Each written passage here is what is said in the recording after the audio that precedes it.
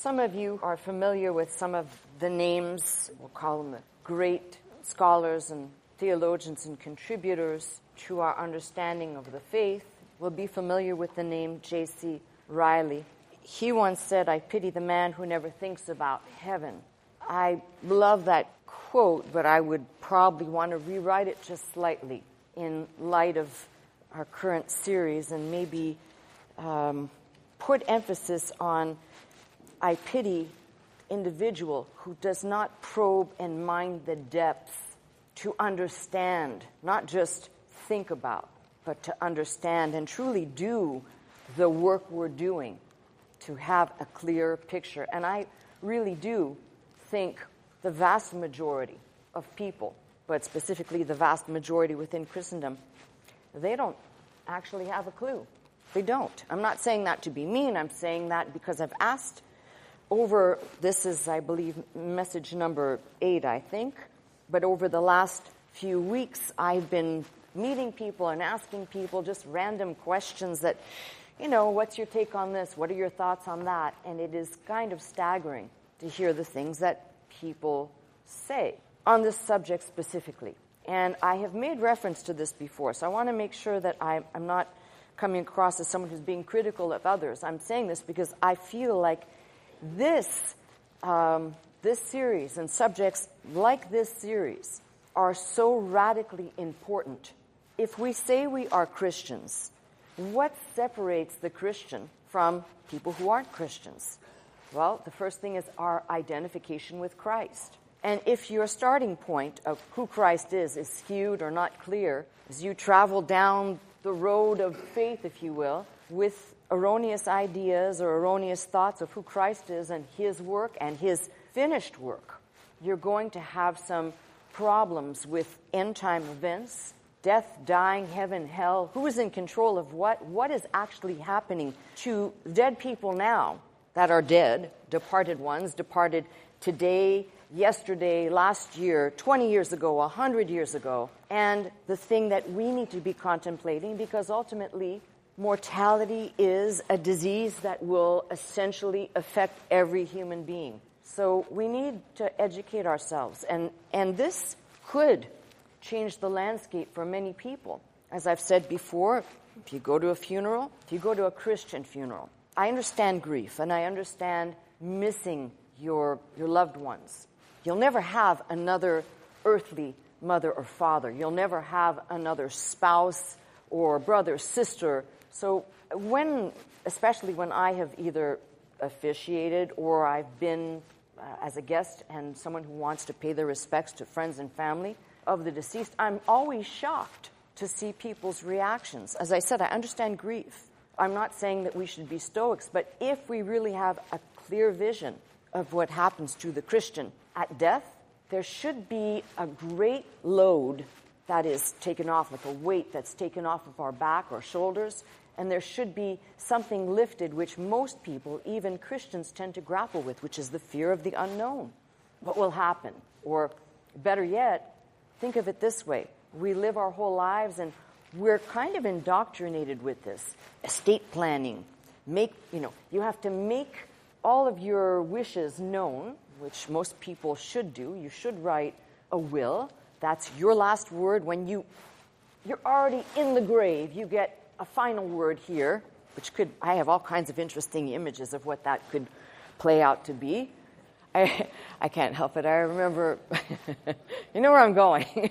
Some of you, I think you're going to tell the story. I remember Dr. Scott telling the story about this reading of the will, and then they all gathered and they were all rubbing their hands, waiting to see what was going to happen. And it turned out that each individual named in the will left a penny, just to make sure that they knew that they weren't forgotten. But that's the only time you really get to play God, is when you write your last will. Those are your wishes that are to be carried out. But what is perplexing is, when I say this, to see so much lack of understanding. Ultimately, as I said, if you make a will, it's because you want to distribute your earthly possessions or you want certain things done after you're gone. But imagine, and this is what I don't think very many of us think about this. we spend a lifetime accumulating or trying to accumulate or just trying to exist and maybe putting aside a little crumb. We plan to disperse whatever it is we have when we leave. And usually the thought is with great finality. In other words, these things I bequeath, they should be distributed. This is what will happen because I'm not coming back here anymore. Well, guess what? That's wrong. You are coming back. You just won't be back in the state you were in. And when you do come back, and when I do come back, there are certain things we won't have to think about. I had this interesting question last week, early in the week. Somebody asked, because I'm talking about new heavens and new earth, what's going to happen in the end of days that will be the culmination that brings about the new earth. And two things that were asked of me. One is, will we have gender? When we get glorified bodies, will we have gender? And I thought that's an excellent question. And here's my answer to you. If you were a female in this lifetime, and you walk the earth as a female, you will be a female in the new earth. And if you were born a male, and you lived your life as a male, you will come back as a male. And this is very important for a current discussion on people who change their gender or decide to be other than what they were born. These concepts, this is not a judgment on people's personal decision. This is an actuality. What you were when you were brought into being is what you will be when you come back. Sorry, that's the way the book goes. That's not my planning. That's God's provision. Why? Because he said, let us make man or Adam in our image. So the image that we will come back in is the image that we were created in, not something else. People think maybe we'll have special cherubic bodies or whatever, which brings the next thing. If there's gender, I'm going to make this a PG, and then I'll get into my message. If there is gender, the next question that was asked of me is, will people be intimate? And I will answer that later. All right. See, I know how to get you carnal people hooked, because I'm hooked too. All right. So we'll come back. It's important, though. You see, something interesting is happening for me, because I tend to say this in the broadest sense. There are preachers out there, pastors, ministers, priests, rabbis, who spend the bulk of their time condemning people in this lifetime for their sexual preferences, orientation, whatever it is that they deem as wrong. That's not my calling. My calling is to teach you what God's book says, and you take the information, as I've said over and over again, and you and God work it out. If you think it's a sin, then it's a sin, don't do it. But why I just put this in as a footnote about gender is a lot of people are confused and think that whatever we would like ourselves to be or how we envision ourselves is what we will be. But that essentially says that I can play God. I am essentially God by designating what God has designed and saying, this is how I want it to be. But this is what God says. If you were brought into the world this way, you will come back this way. And failure to acknowledge that God is deciding, not you. There's where that's an interesting line that you have to work out. It's not me. I'm not condemning any individual. It's something you have to work out. If God says, this is how I'm going to take you, the way you came is the way you're coming back, needs to be solved by people in the now who are grappling with this. If they don't consider the spiritual aspect of it, then I guess spirituality and the things of God are not that important, and you make your choices. But I said, as mine is to put the information out there, and I just said a mouthful. So for those people who vacillate on what they should think about this, it is what it is, and God's very plain about this. So during the course of this series, I hope to clear up some of those greatly confusing things as we get into the New Testament, out of the words of Jesus himself, which actually there we've got a clear shot. There's really no ambiguity. So we'll be looking at that, and I am going to tackle some of the things that I'm sure most of us think about but probably don't want to utter. So I'll do it for you, okay? And when it's my turn to stand, I'll say, God, I had to ask these questions in front of everybody because everybody else was thinking them. So I'll be your fall person. But I think what happens, and I'm just almost done with my introduction here, is we get into a myopic view of eternity. And that, as I said, can be tainted by our upbringing, by our denominational affiliation, or a myriad number of other things, including people in olden days reading something like Dante's work. Believe it or not, many of the ancients were greatly influenced, even though not necessarily believers, greatly influenced by Dante's work. So it's important to kind of cover all the areas, debunk the things that do not belong. Last week's attempt at talking about purgatory was simply ideas put out. I don't think that you can cover that subject in an hour. You probably can't cover it in a lifetime if you were going to start debunking and putting Scripture as the proof text, not one, but multiple Scriptures that then become doctrine.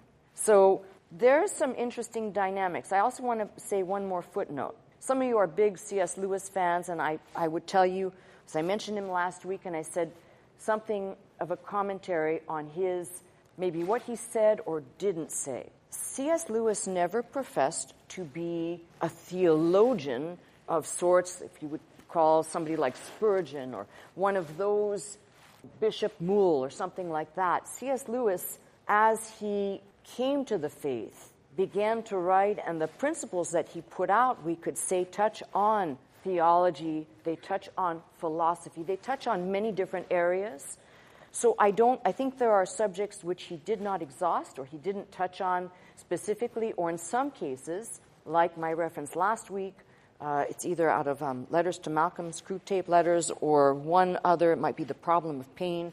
He makes a reference, and it leans very much towards a, we'll call it Anglican. I can't call it quite Catholic. It's really not quite Anglican either, interpretation.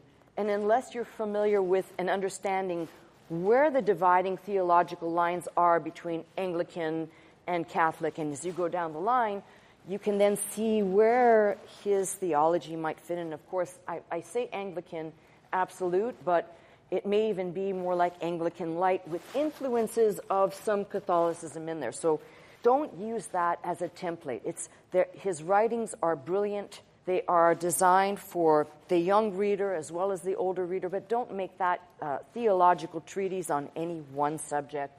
Spread the love around and investigate. Use your mind and use the tools that I've mentioned. Now, back to trying to lay the foundation to get into the message. Many times here we've studied in the book of Isaiah, looking at Satan's, we'll call it his fall. I like to sometimes call it eviction. And we see the attitude that is revealed within the Old Testament specifically, how Satan viewed after the fall a sense of detesting God, or a sense of challenging God, or a sense of desire to destroy.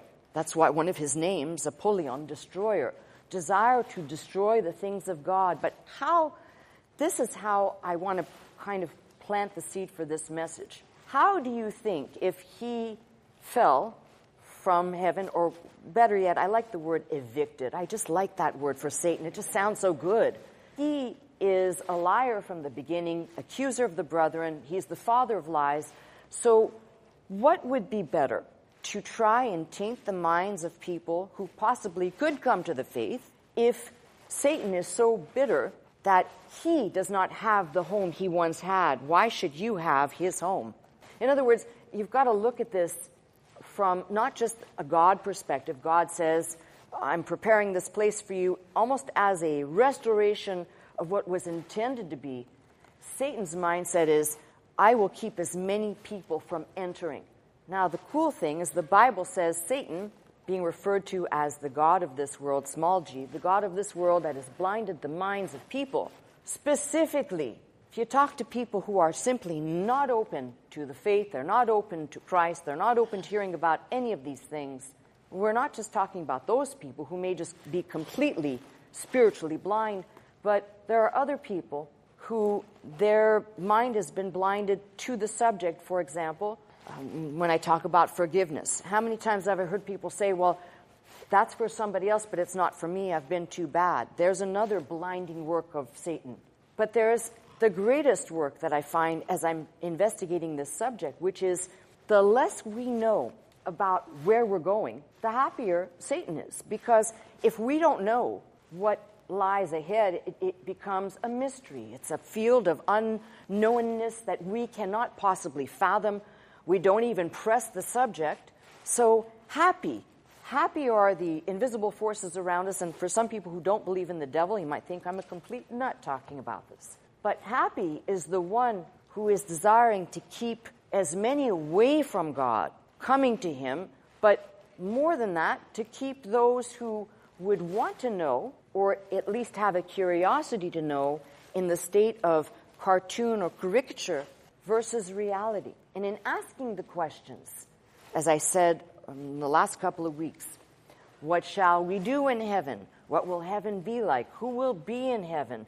If there's no time, for example, and you read in Revelation where it says the elders are going around the throne singing, or those creatures that are going around where the 24 elders are sitting on thrones singing, holy, holy, holy, that must be an unending song. I mean, if you think about it, now bear with me as I have to do a little caricature myself. It just seems appropriate that if you've ever been put on hold for an indefinite period of time, and you get the Muzak version of Girl from Ipanema, and you just don't want to hear it anymore, and it's like, oh my, right? You can't, just like you're about to explode, you won't have that reaction to holy, holy, holy. Why? Because in his presence, it will be unending joy. It's not like, when is this over? There's no time. You're not thinking about how to rush through this thing. It's pure worship, which, by the way, we never experience down here. Never. We may come close to it, but we never experience that which those individuals being referenced in the book of Revelation experience. So there are all these things that I will address, but as I said, it's important to kind of put these things in proper perspective.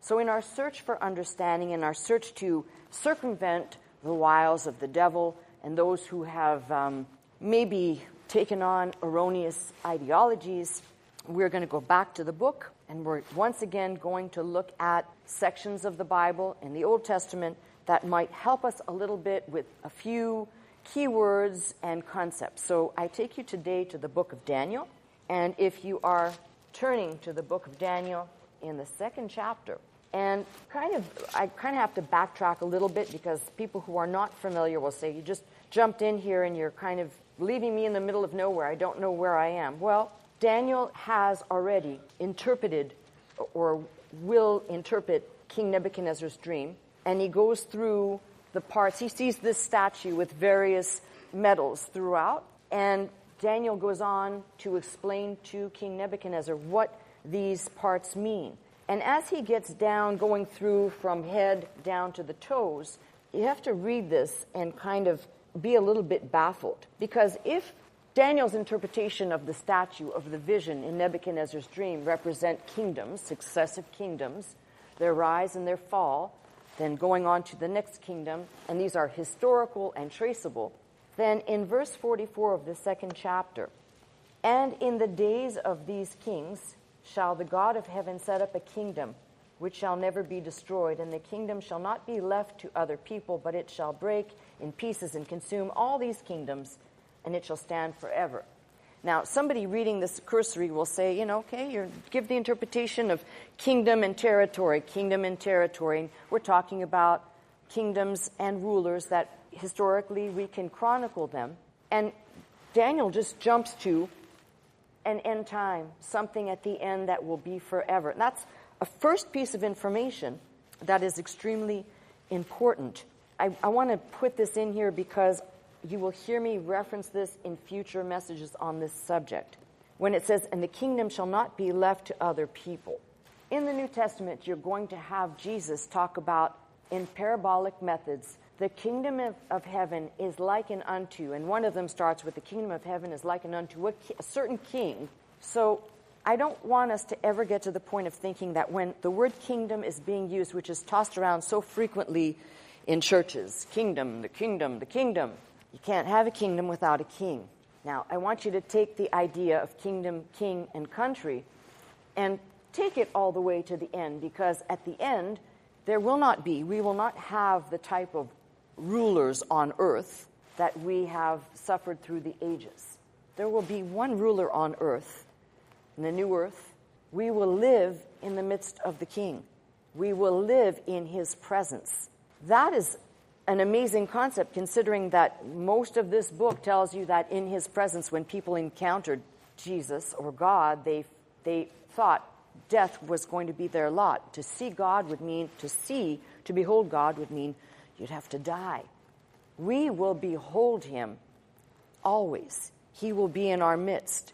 He will, when we say he will rule and reign, I want you to think about in a future time, there won't be any, there won't be any Washington as we know it. Hallelujah. All right? It's the first time I said that in a long time. Wait. See, I'm looking forward to the new heaven and the new earth, because the first thing I'd love for God to do is just, God, if you were going to do some miracles like in the Old Testament, I'm talking about certain plagues or something, send it over there. Do a display over there. And, maybe we'd all pay more attention. But anyway, back to the book. So, kingdom, definitely, I want it to be clear that kingdom always is talking about where there's a kingdom, there's a king.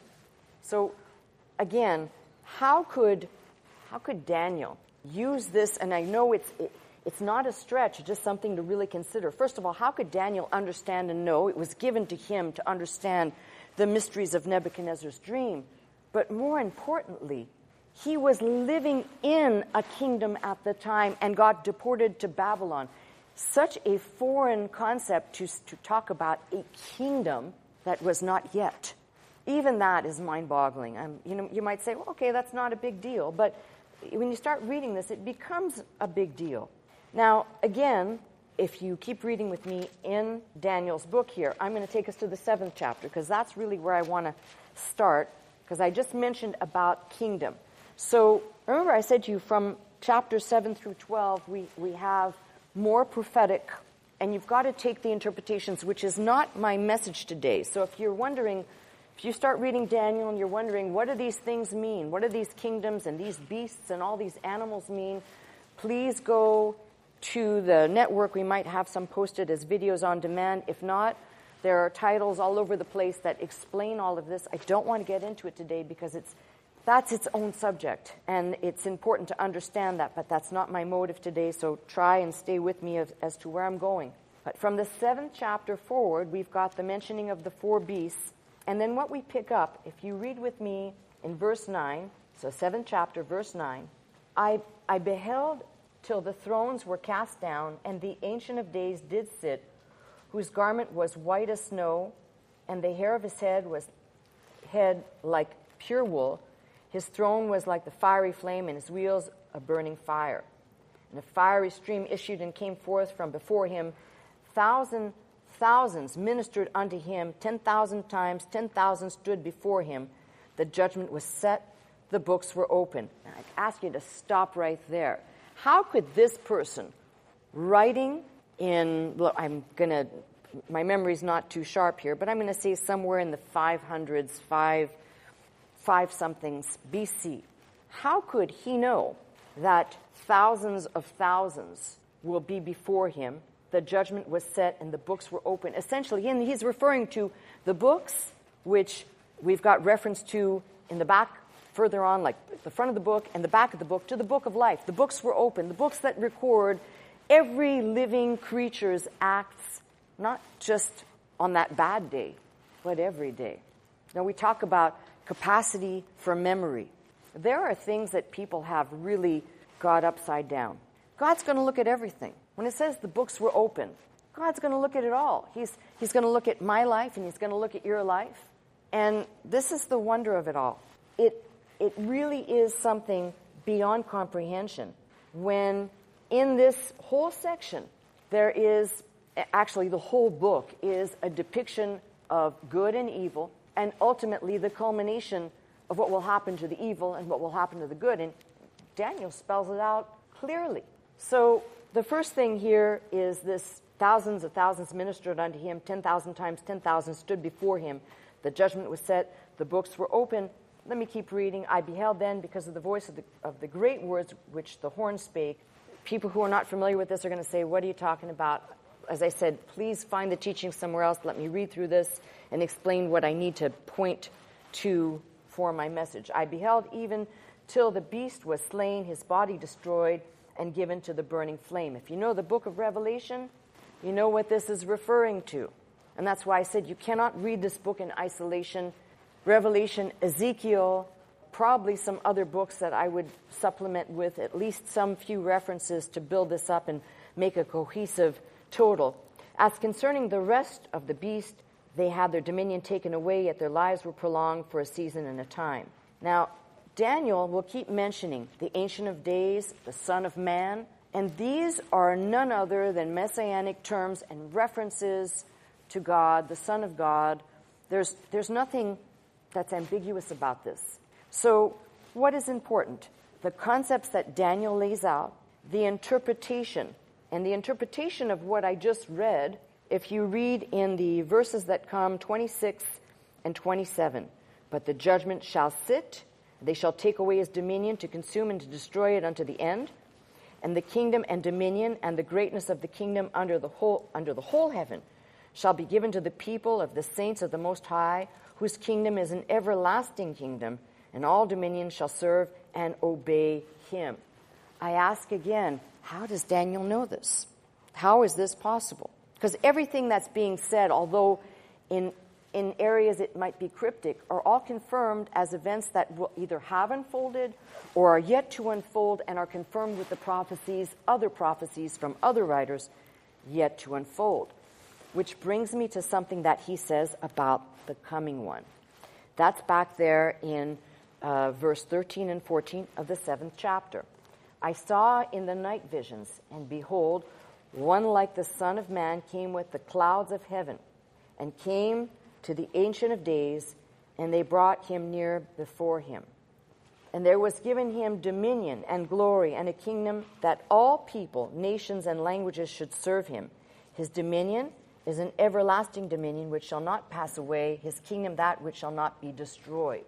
Now, I want you to take everything that I've said over the last 7 weeks and start building a picture. If Daniel was given some dimensions of these, we're going to call them pictures of a future time. They're not just vignettes, they're actual pictures with understanding. Thousands of thousands worshiping at the throne of the king. Sounds to me very much like something that we will eventually get to both out of Matthew and Revelation, which one has to come to this conclusion, which might change the way we worship down here, the way we think down here. But all of this is pointing to a kingdom. And I'm going to say this again because it's worth repeating. A kingdom requires there be a king. And when the king shall rule, he currently is sitting at the right hand of God. But when he shall rule here, it's not as though some will and some won't. The idea that is being put down here, 10,000, thousands, the vast multitudes of people worshiping him are not dead people, by the way. They're very much alive, because dead people are dead.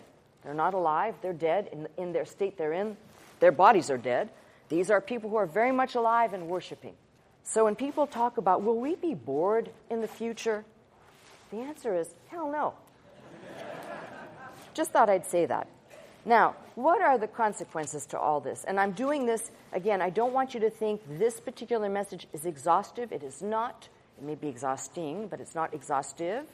In that, I'm trying to give you some, they're more, we'll call them fodder for thought on Daniel's understanding what was revealed to him.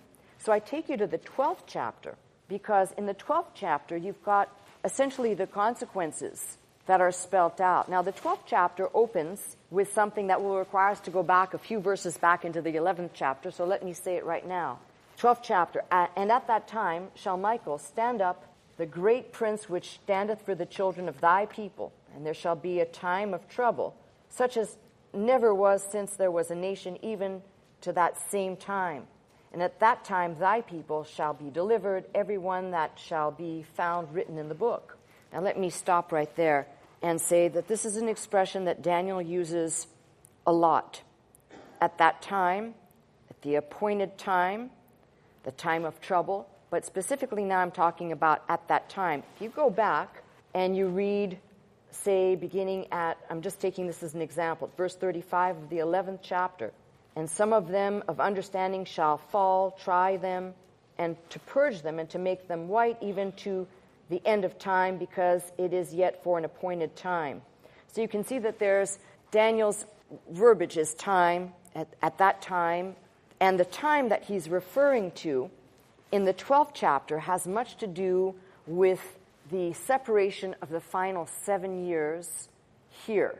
And I know that's weird, but if you're not familiar with the teaching on Revelation, when he talks about time, times, and a half, those are actually explaining terms of counting or reckoning time, that specific statement of times.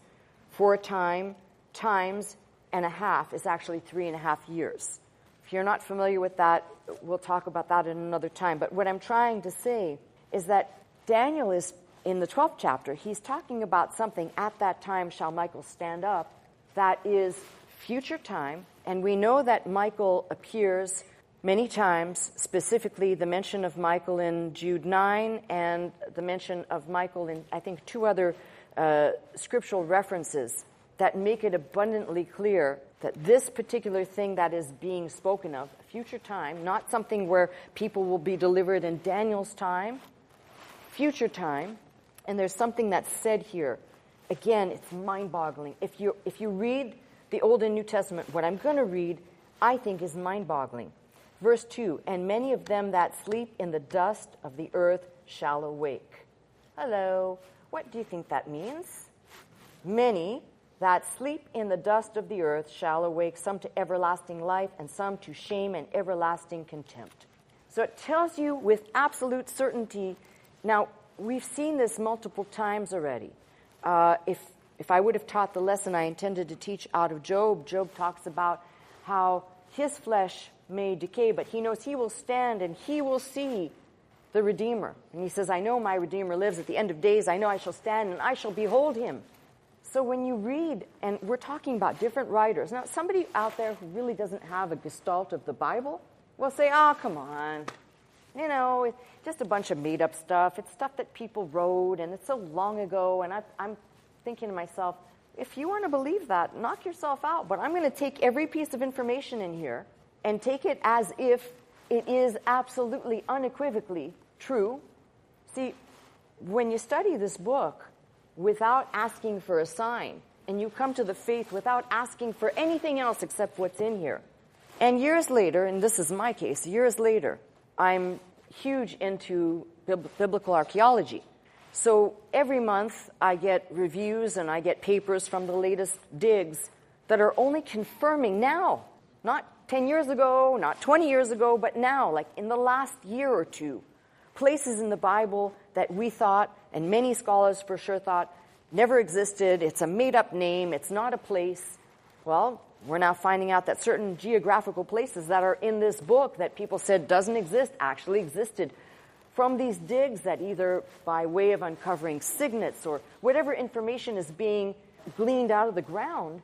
But that's not, my faith is not hinged on that. My faith is hinged on what's in this book. But when things are coming out much later, confirming what we've already read, somebody might say, well, you believe this? Well, when you have the merging of multiple pieces of information and multiple writers writing hundreds of years apart, confirming each other, I think I'm standing on pretty solid ground here.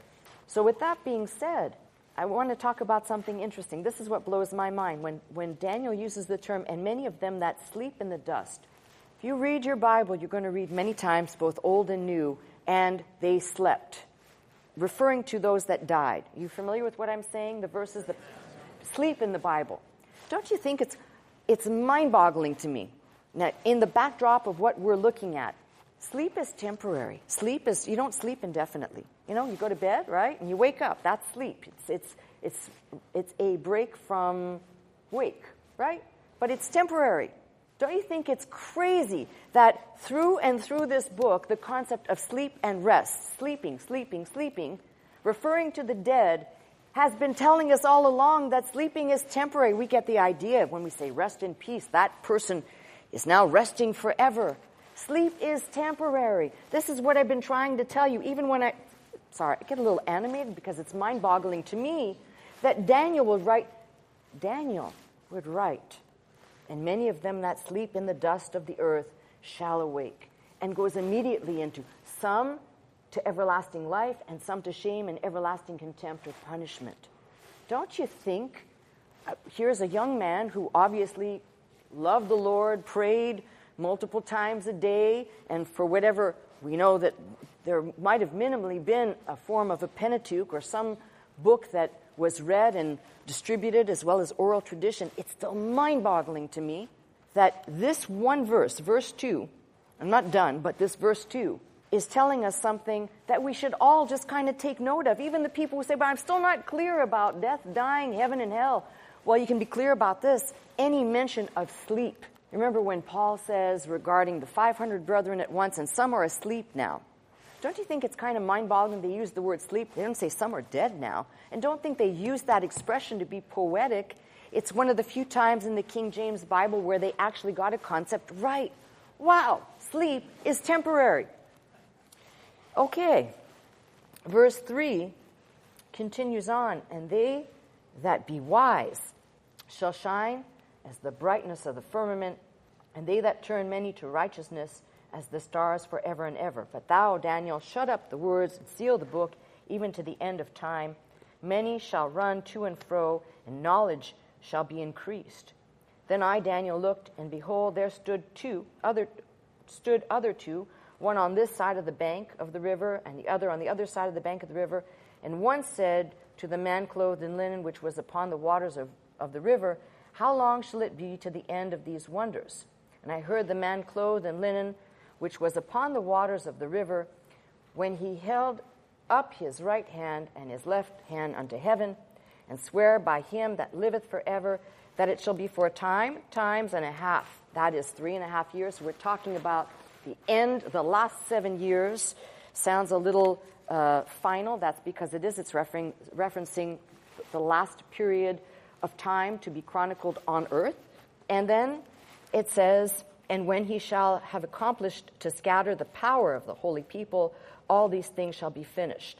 And I heard, but I understood not. Then I said, O my Lord, what shall be the end of these things? And he said, go thy way, Daniel, for the words are closed up and sealed till the end of time. Now, if you read on the last 3 or so verses, maybe 10 through 13 here. Many shall be purified and made white and tried, but the wicked shall do wickedly, and none of the wicked shall understand, but the wise shall understand. And from the time that the daily sacrifice shall be taken away, and the abomination that maketh desolate set up, there shall be 1,290 days. These are repeated figures that have to do with prophecy. Blessed is he that waiteth, and cometh to the 1,335 days. But go thou thy way till the end be, for thou shalt rest and stand in thy lot at the end of the days. And you notice it doesn't say here, go your way, like maybe it was said to Abraham, live your long life and you'll go to the sepulcher and it's not saying that here. There's been a shift in holy inspiration or holy writing that is now, it was given to Daniel to kind of lay out something for the end of days. The reason why I'm stopping on Daniel and saying, let's not pass over this too fast. It brings up several important things that we need to be absolutely clear on. The first one brings me back to my most favorite subject, which is the resurrection of Jesus Christ. See, I'm reading this and it just leaps out at me so crystal clear. Many of them that sleep in the dust of the earth shall awake, some to everlasting life, some to shame and everlasting contempt. This concept that is not just here in Daniel, as I mentioned Job, as I mentioned Psalm 16 and Psalm 17, there is references out of Psalm 76, and possibly I think 77 is the one I'm thinking of, but at least many times over in the Old Testament where we're reading these concepts, now we begin to form doctrine. So sleep in the Bible must be understood. It may at times refer to someone who has died, But remember, even in the New Testament, when it says the girl is, I think they say it, King James says the maiden is asleep, referencing they meant it, she's dead. No, she's not. And then, of course, she's raised up. So it's important for us to grab hold of some of these words and recognize that even in a writing that is, say, some 500 years before Christ, it's revealing a promise of resurrection. It is revealing a promise of a risen Savior in front of whom thousands of thousands will worship. It is revealing something to us about the fact that when we die, that state that we reside in here is temporary. Now, I don't want to get into the details like somebody was talking about. I can't remember who it was telling the story of, I now remember. It was somebody telling the story of their pet. Wow, this is a good one, and it's kind of weird. Their beloved little Chihuahua died many years ago, and they didn't want to part with the Chihuahua, so they put it in a box. And I guess they wrapped it up in tape, and they put it on top of their fireplace. And many years later, they had another small dog, and it died too, and they wanted to put that dog in the box with the other dog. Yeah, thank you. So when I heard this story, I just felt exactly like that, and I was thinking, Lord, when you resurrect these small little precious things, maybe you can give them giant teeth to go and attack that guy. But he said he opened the box, and the first Chihuahua wasn't there. It was gone. And that is the principle of what happens when things decay over time. That is kind of the understanding we should have, that temporary state of sleep. Now, we're not going to be put in a box like the Chihuahua, but it's to explain that even the state of the body in its state that it's buried in is temporary. It's all temporary until something that is absolutely permanent and forever occurs. So I'm going to ask you this question. I'm going to step away from the lectern. I'm going to ask you a question. If what I've been laying out for the last several weeks is true, which I believe the Bible is true, then it tells me something. All of the time that I have here, and I've referenced this before, but I'm going to say it again, all the time we have here is preparation for eternity. All of it. You get up until the point where something in your mind clicks and you go, oh, that's what I'm supposed to be doing down here. And all the time that I wasted and all the stupid stuff and all the idiocies that I did, a light goes on. Okay, I've got so many years ahead of me, and I guess this is what God intends for the time that's left. Now that my eyes are open, my understanding's a little bit clearer, because everything that I'm learning here will not just be, I learned it here, and I take it to the grave with me, and it's end of story, but rather everything that I'm learning here, specifically about the most important thing that you could ever learn about, the one you're going to spend eternity with. That information does not stay in the grave. That body stays in the grave, but the information gleaned stays with the soul and is gone with the soul and the spirit to be in the presence of God. So when we talk about understanding, like almost digging into this, it says volumes that we should not, when we think of death and dying, we think of our departed loved ones. Somebody said, you don't understand, my husband just died last month. So somebody just wrote me a letter and said, my husband died last month, and it's just been terrible for me. I just can't sleep. I can't eat. And I'm reading the letter thinking, well, obviously this person doesn't know that I went through that some 15 years ago. And I know what that's like. And I've had many people close to me. That starts the process of thinking. The questions we should all be asking. Why am I here? What is this life about? Is there something that I'm missing in the big picture to understand what I have to do to be there with him versus some other place? These are the purpose. This is the driving force of reaching into this book and saying, if I can get it clear before I even hit the New Testament. Because in the New Testament, there are less allegorical or metaphorical, there are less poetic prose of prophecy and more specific statements that will not just give clarity to the Old Testament. It will take what was a shadow, just a shadow, and bring it into the reality of what is, where we could only see in the Old Testament. And there's a pretty good outline right here in the 12th chapter, but it's still just a shadow. And when the real substance appears, which is Christ, and he reveals to us, to his disciples and to us, the reality, when he says, before Abraham was, I was, and he clearly says he saw Satan fall, the one who was from the beginning of time, which is why John opens his gospel with saying, in the beginning was the Word. He's referencing Christ, who's seen everything, knows the plan of the Father for humanity.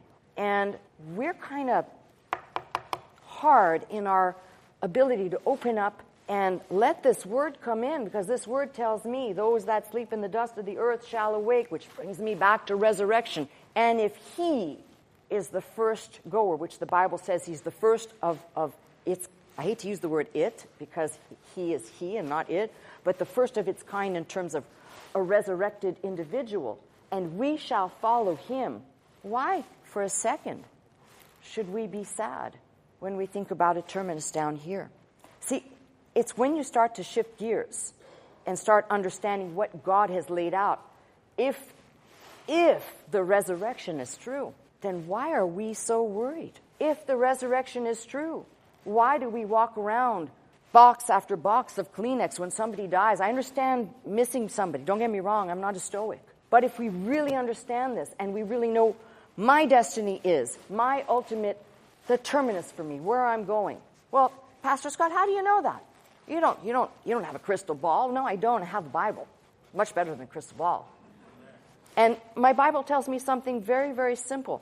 All of these people out there in television insanity Christianity world, I don't know, I wanted to make up another word, but it sounded too close to another bad word, so I just said 5 different words to explain what I meant. But I don't get the idea, or I don't get the feeling or the understanding that the vast majority of these people are interested in telling people the reality. And the reality is the morticians, the funeral homes, they've convinced us of something. It's the end. Spend and buy the best coffin you can with the most bells and whistles on it and get the most of everything that you can, because your loved one would have wanted that. If you've been through this, you know how terrible it is that you're basically getting duped in your grief. But the reality is, and this is the reality, I always make my little 2 cents worth of this. The box you're placed in is not going to matter. You know why? Because eventually, whether you are raised out of that box or whether you're given a complete new celestial garb to wear, the box doesn't mean a damn thing. It just makes more money in commission for the person who's selling it to you. I'm a realist. I'm not trying to tell people don't do something nice, but be real about something.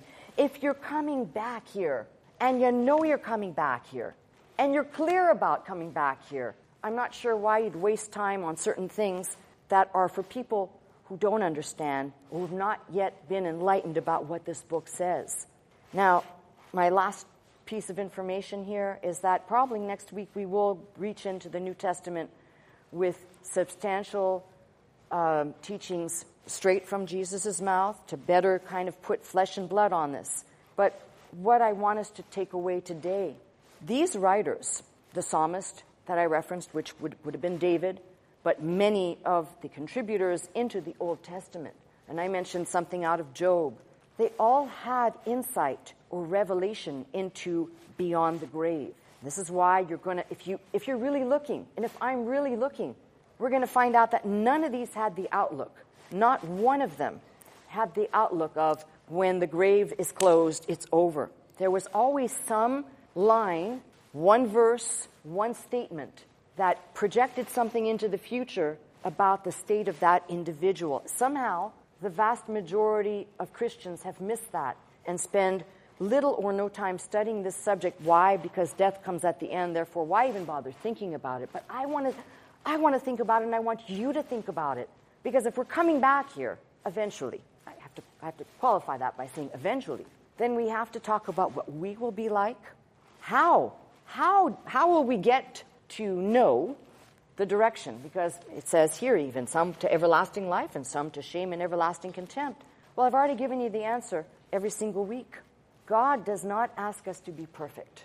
God doesn't say, if you'll follow the law, if you'll follow these rules, he only asks for one thing. And it's such a simple thing that most people will completely miss this and say, well, there's too many rules and there's too many regulations for me to be a Christian, so I'm not going to be one. I don't know what Bible or what book you're reading or who you're listening to, but Jesus asks you for one thing. Trust him. Don't trust me. Trust him. Don't take my word, take his. The word that spoke, that could tell us everything we need to know about God, who came in the flesh, who revealed himself to us as essentially a slice of God, meeting the body of a man, walking the face of the earth, performing many miracles to say, this is what God intended as the roadmap of salvation. Now, if you're interested, I only ask one thing of you. What did he tell his disciples? Did he tell his disciples, don't get married, become celibate, go live in a cloister? Did he tell them that? Did he tell his disciples, listen, you can never eat a certain food category? In fact, Jesus prepared food for them. Some pretty good food and some pretty good wine. So all those abstainers out there that have issues with, Jesus didn't have a problem. They called him a wine bibber and a glutton. So it tells you that he enjoyed his food. And by the way, just a footnote, an interesting one, I think. You know when Jesus was cooking up that breakfast on the shore in John's record? Do you remember that? Well, a lot of people think we won't eat in our new bodies, but we will eat in our new bodies. That opens up a whole different discussion. But I want you to think about something. It's what we will eat that might interest you. Okay, you're saying, well, what will we eat? Well, tune in next week and I'll tell you. You know, you who walk around thinking, oh, right now it's lunchtime and I'm hungry. Tell me what we'll eat next week. That'll give you something to diet for. It's not a live it, it's a diet. All right. So what I want to leave you with, my final thoughts here on what we looked at today is this. Even the Old Testament writers had a clear concept. It's not vague. You're not reading here. Verse 2 tells you no shadowy, scary underworld of we don't know where these people are going, righteous dead, unrighteous dead. Here's a clear cut. Many will rise up out of the dust of the earth. Some are going in this direction and some are going in that direction, which brings me and poises me in a perfect place to bring you straight into the New Testament next week to talk about what exactly Jesus said regarding these events that happen, that will happen in the future, will certainly happen to us, our loved ones, and we should be concerned and know all that we can about it. So if you'll be here next week, that will be my message, but this is today's message.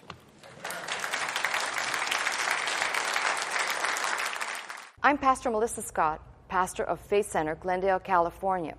I teach every Sunday morning at 11 a.m. If you'd like to attend services with us, simply call the 800 number, that is 800-338-3030, to join us. If you'd like to watch, listen, and learn 24 hours a day, simply log on to our website at www.pastormelissascott.com.